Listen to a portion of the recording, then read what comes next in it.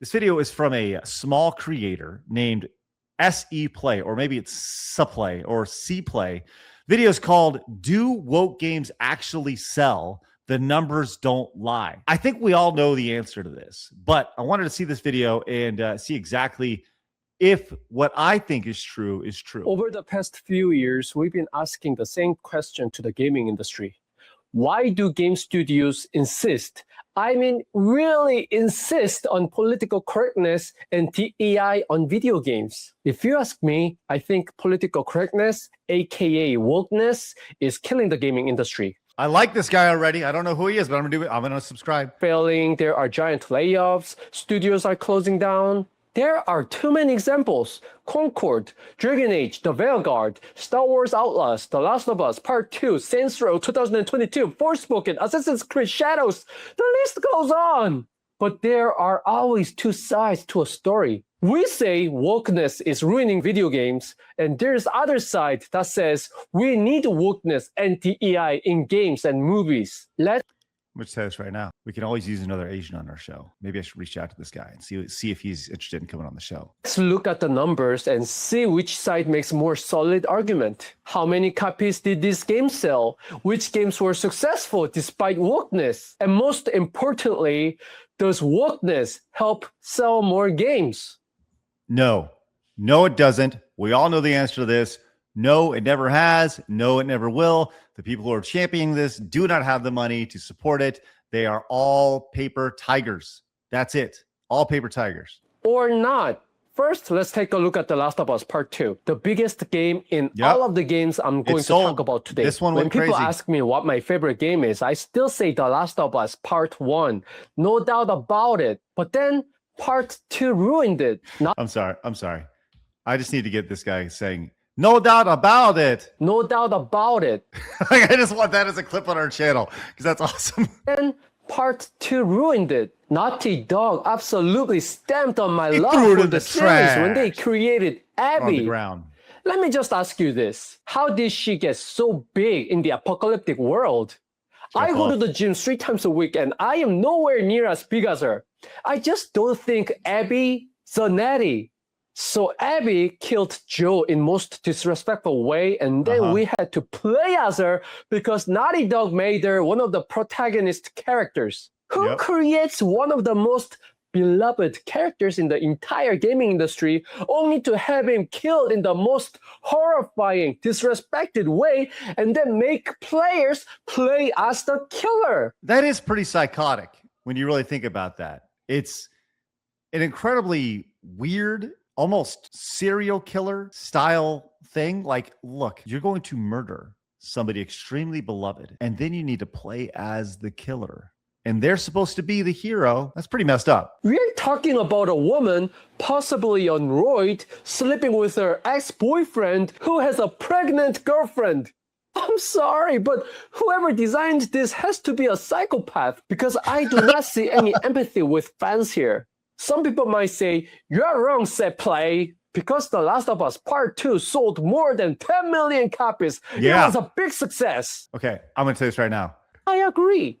I love this guy. This guy's awesome. You know, when it comes to what he's talking about here, yes, Last of Us 2 was a massive success. And we know why. Because Last of Us 1 was a massive success. Had they started Last of Us 2 where Last of Us 1 started, Last of Us 2 would not have sold.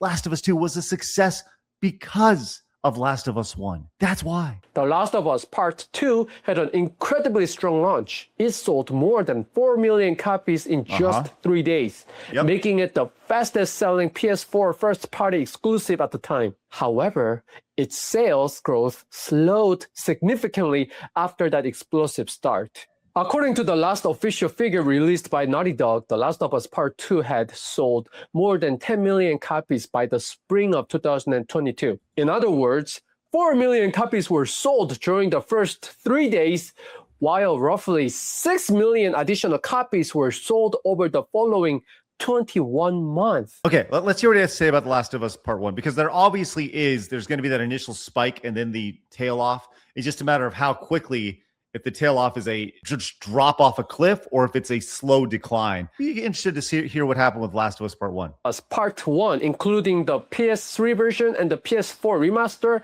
had sold more than 20 million copies by 2019. So the power of The Last of Us Part 1 boosted the sales of the Part 2 at the beginning, but with all the backlash and disappointment, the sales dropped fast. It was successful, yes, but if The Last of Us Part 2 created characters and story that us players could sympathize with, I am sure the sales would have been much, much higher. I 100% agree. 1000% agree. And you have goodwill when you have a masterpiece. And then when you make it sequel, you have this people going in and they're going to buy it because they enjoy the first one so much. I don't think they've announced The Last of Us Part 3, whether it's a totally different story or something that continues the story somehow. I don't think they have, and I think there may be a reason. Maybe I'm wrong. Let me know in the comments if they have announced anything there. Working on Intergalactic, the Heretic Prophet.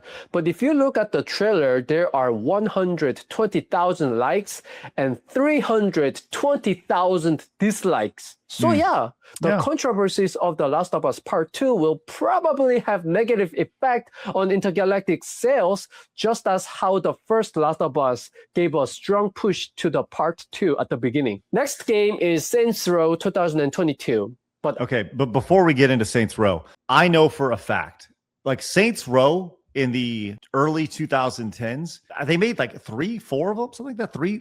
They were actually, it was a very big franchise, and it was thought of as like this wonderful GTA open world kind of fun, not clone, but it's just a really fun game. Had a lot of style to it, very colorful. And how they messed it up, man, I don't know. I call it Saints Row hipster. The 2022 Saints Row reboot was criticized for replacing the violent gangsters and offensive humor with a more diverse group of young hipsters worried about rent and student loans. Let me tell you one thing. I loved Johnny Gat from the Saints Row, okay? Because... Why is that, Asian guy? Why is that?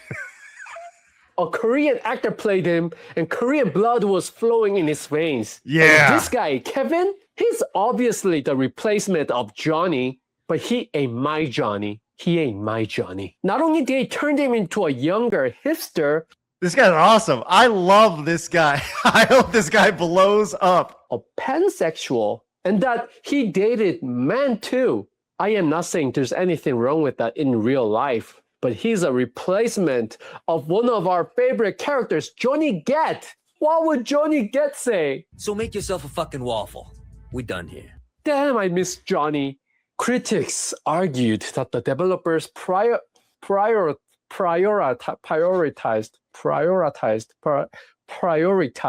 Critics argued that the developers prioritized.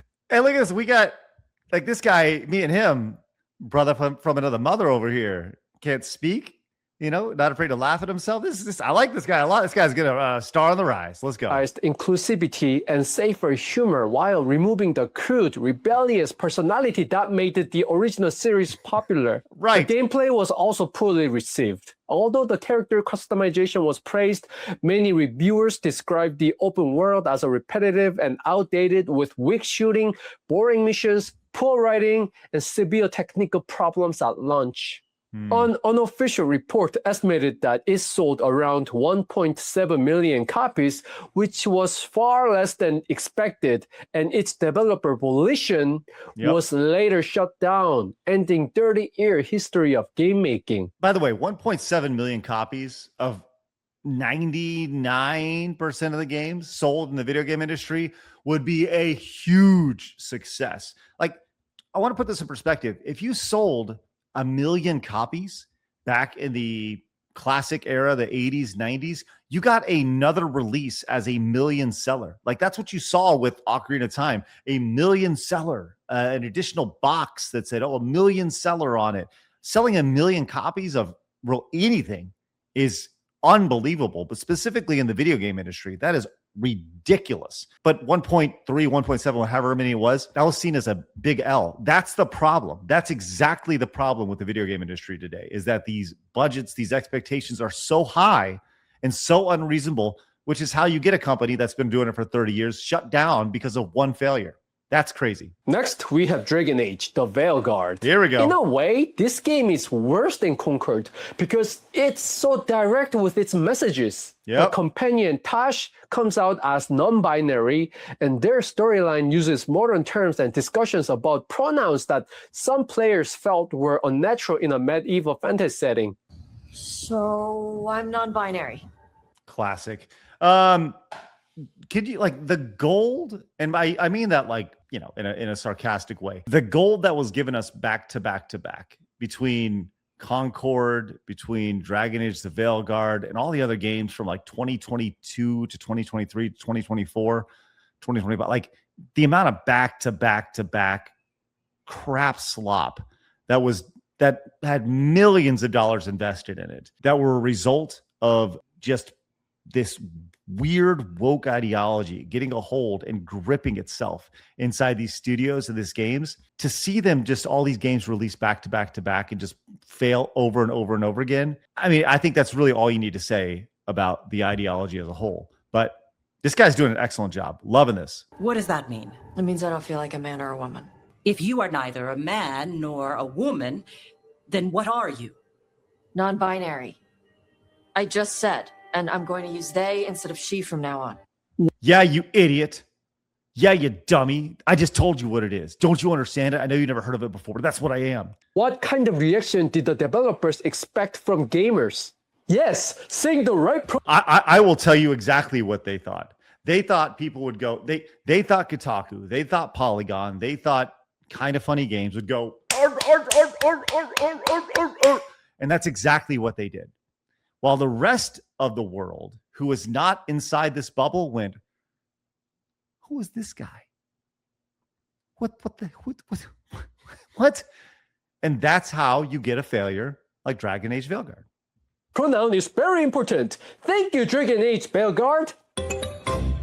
Or, what the F is this? That's right. This guy What gets do you it. think is the more likely reaction? Why would gamers want pronoun lessons from games they pay with their money? We pay money for entertainment, not to learn lessons that has nothing to do with the game. The gameplay also received mixed reviews. Although the action combat was polished and visually impressive, many longtime fans were disappointed by the removal of tactical party control. Combat could become repetitive, enemies were often overly durable, and player choices felt limited. EA.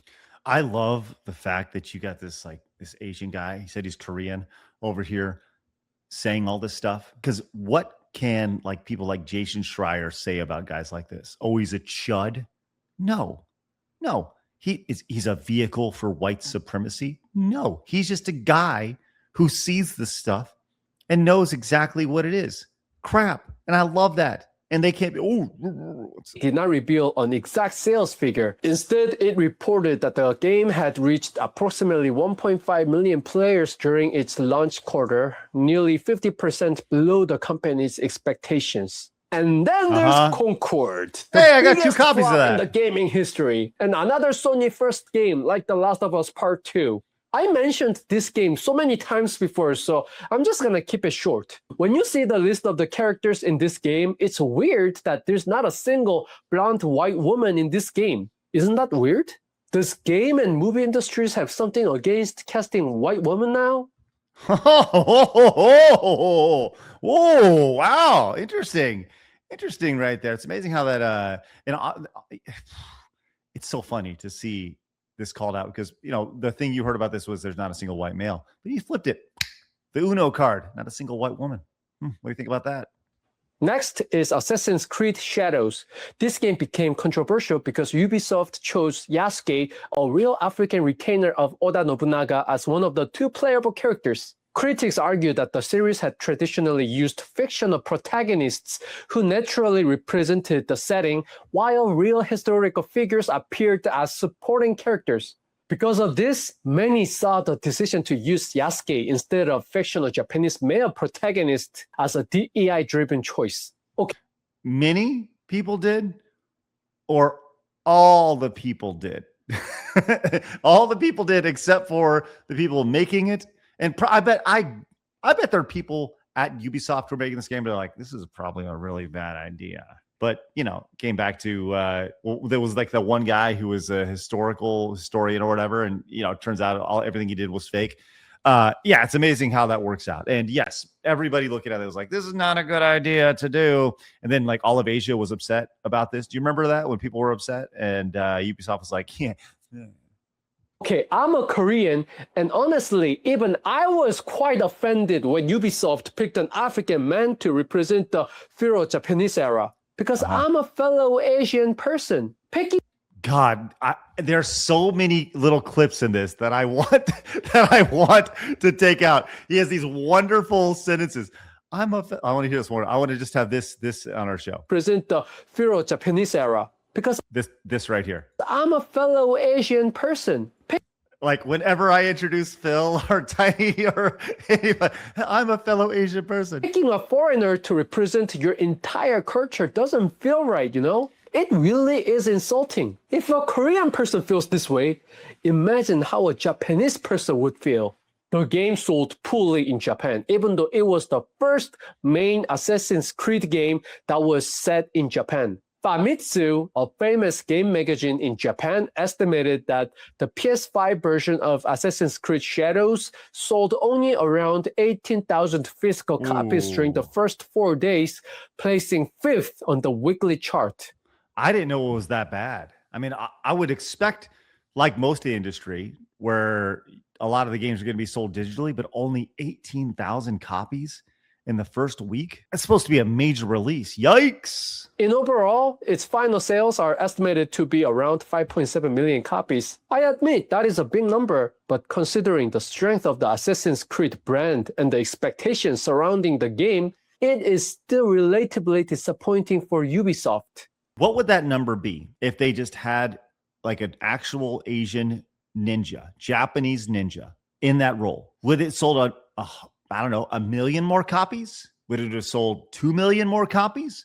We don't know. We'll never know. The only people who have to guess that are Ubisoft when they look at their forecast and be like, oh man, that was not a really good idea to do that because we wanted to score some DEI points, and now they're over here getting taken over by Tencent and having to spin off extra companies to, man, what a drastically bad mistake. Appears to have finished only slightly above Assassin's Creed Syndicate, which sold around 5.4 million copies. Since Syndicate was also considered one of the weaker selling entries in the series, Shadows ultimately seems to have ended up near the lower end of the franchise's sales rankings. And then there's Forspoken. Man, everybody's forgotten about Forspoken. This game came and it dropped like a freaking rock in a pond. This thing just floated right to the bottom so quick. Forspoken was labeled woke mainly because it featured a young black woman as its protagonist and placed her in a fantasy world largely ruled by women. However, in this case, the gameplay was the bigger problem. Players criticized its awkward dialogue, unlikable protagonist, repetitive missions, and empty open world. Square Enix never revealed an exact sales figure, but officially described the game's sales as lackluster. Star Wars Outlaws faced similar criticism for choosing a woman of color as its protagonist. Wait, what? The protagonist in Star Wars Outlaws is a woman of color? What? Really? I never considered her that at all. Some players also accused Ubisoft of making Kay Vass less conventionally attractive than the actress who portrayed her. This game Okay, I guess I was wrong. Maybe I just totally blocked Star Wars Outlaws in my brain. Also had a lot of problems with the gameplay, and Ubisoft officially admitted that sales were below expectations, while an unofficial report estimated that it sold only around 1 million copies during its first month. Ubisoft has not disclosed its final sales total. Okay, question. They say she's Hispanic, she's Latina, right? You are a space warrior, right? When you're traveling through space, you're a bounty hunter. Does Latin America or any of that come into play like at all? It's a legit question. Maybe I just don't know the Star Wars universe. Or is that only there to appease? If you really think about it from that lens, it makes the whole thing that much dumb, that much dumber, that much dumb. stupid, dumb. Lastly, Unknown 9 Awakening was criticized as woke, mainly because it featured an Indian female protagonist and involved narrative consultants from Sweet Baby. Some players also accused the developers of making the heroine less attractive than actress Anya Kalotra. No official sales figure was released, but the game peaked at only 285 concurrent players on Steam. Reflector Entertainment later. Would you guys? Is that good? 285. Is that a good number or a bad number? Let me know in the comments if that's a bad number or a good number. Just curious. Admitted that it had failed to come close to sales expectations. Plans to expand the Unknown 9 universe was cancelled, You think? and the studio went through layoffs. Okay, I admit it. Some of the games I mentioned here were actually a big success, like The Last of Us Part 2 and Assassin's Creed Shadows. But we'll tap the brakes. I would not say Assassin's Creed Shadows was a big success. I think that it sold well, but that doesn't mean it was a success or even a big success. It sold well. And those two things are very different depending on the budget and such. Also hard to deny that these games might have been far more successful and better loved by fans without the woke elements. Also, it's quite surprising to see that a lot of games with woke elements have been criticized for dull gameplays, as if they were depending on the woke element for the success of their games, not the polished gameplay. Well, that's just my opinion. What do you guys think? No.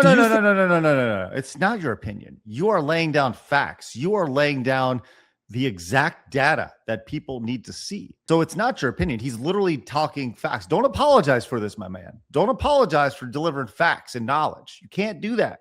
That's just my opinion. No. That's not how this works. You lay down the facts. You lay down the data. Own it. Own it. Numbers don't lie. Think we still need woke elements in the gaming industry? Yes, more.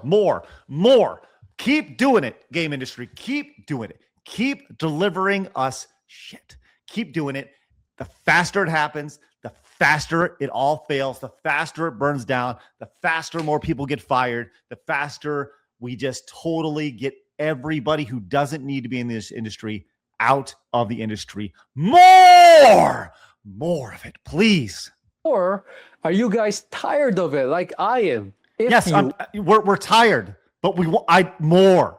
Are tired? How much longer do you think this is going to last in the Western gaming industry? Hopefully not too long. Well, thank you so much for watching. If you liked the video, please like and subscribe. They give me so much power. And good game, YouTube. Hey, give him more power. This guy's awesome. I love him. I love this guy. Love it. I need you to go check him out. That's a great video. Really encouraging. And I want to get him on the show.